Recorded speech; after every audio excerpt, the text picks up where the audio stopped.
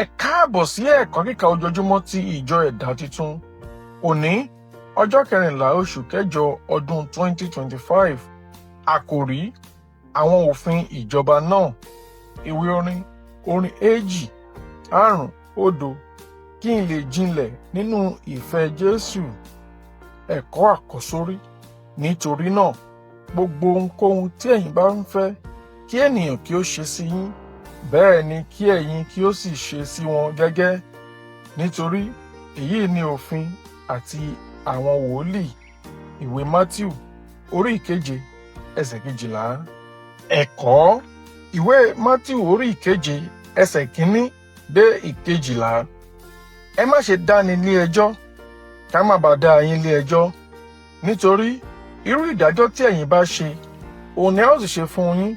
Irú òṣùwọ̀n tí ẹ̀yin bá fi wọ̀n, òun ni a ó sì fi wọ̀n fún yín. Èyí ti ṣe tí ìwọ ń wo èérún igi tí ń bẹ ní ojú arákùnrin rẹ, ṣùgbọ́n ìwọ kò kíyèsí ìtì igi tí ń bẹ ní ojú ara rẹ? Tàbí ìwọ ò ti ṣe wí fún arákùnrin rẹ pé, jẹ́ kí èmi yọ èérún igi tí ń bẹ ní ojú rẹ, sì wò ó, ìtì igi ń bẹ ní ojú ìwọ tìkára rẹ. Ìwọ àgàbàgebè, tètè kọ́ yọ ìtì igi jáde kúrò ní ojú ara rẹ ná. Nígbà náà ni ìwọ ó sì tó ríran gbangba láti yọ èérún igi tí ń bẹ lójú arákùnrin rẹ kúrò.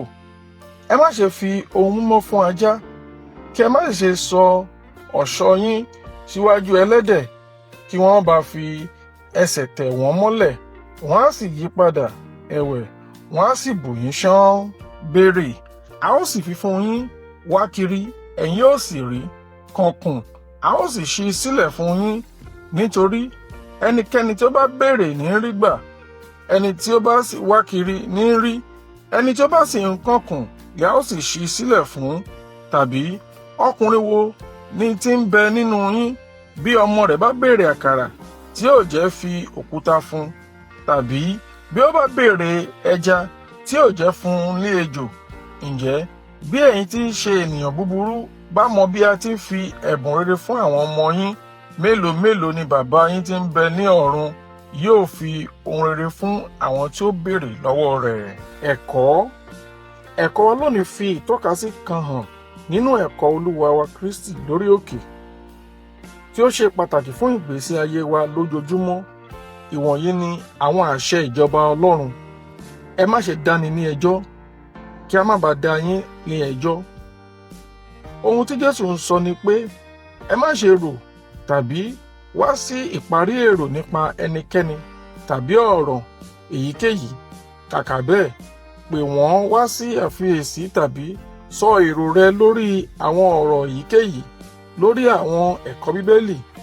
Ìdí fún èyí jẹ́ nítorí pé o kò pé, àti pé Jésù kò dá obìnrin panṣágà náà lẹ́bi láti inú ipò ìdájọ́.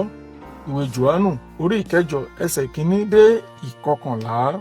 Jésù kọ́ ni pé ẹ má ṣe fi ohun mímọ́ fún àwọn ajá, bẹ́ẹ̀ ni ẹ má sì ṣe sọ páálí yín síwájú ẹlẹ́dẹ̀.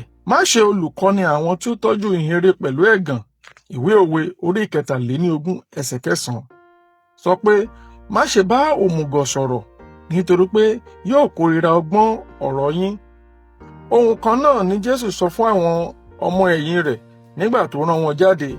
Ó ní, bí ẹnikẹ́ni kò bá gbà yín, tí kò sì fetí sí ọ̀rọ̀ yín, ẹ gbọ̀n ekuru ẹsẹ̀ yín nígbà tí ẹ bá jáde kúrò ní ilé tàbí ìlú yẹn.